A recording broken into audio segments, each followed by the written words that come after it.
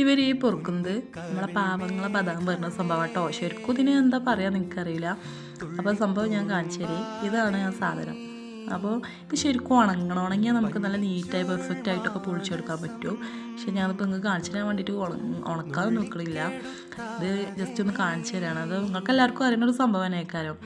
ഇപ്പോൾ അവന് പൊളിച്ചിട്ട് ശരിയാവാത്തതുകൊണ്ട് ഞാൻ പൊളിച്ചിട്ടുണ്ട്. സംഭവം ഇതാണ് ആ സാധനം.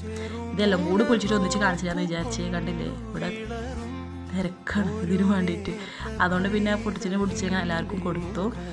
നിങ്ങളൊക്കെ കഴിച്ചിട്ടുണ്ടോ? ഞങ്ങളൊക്കെ ചെറുപ്പത്തിലല്ലോ ഞങ്ങളൊക്കെ ഈ നല്ലോണം പൊടിച്ച് കഴിച്ചിട്ടുണ്ട് കേട്ടോ. ഇപ്പോൾ ഇത് താത്താൻ്റെ വീട്ടിൽ നിന്ന്, എൻ്റെ താത്താൻ്റെ വീട്ടിലാണ് ഈ സംഭവം ഉള്ളത്. അപ്പോൾ ഞങ്ങളിങ്ങനെ കണ്ടപ്പോൾ പെറുക്കിക്കാണ്ട് ഇങ്ങനെ അടുക്ക് ഇങ്ങനെ എടുത്ത് പൊട്ടിച്ച് കഴിക്കുകയും ചെയ്യും.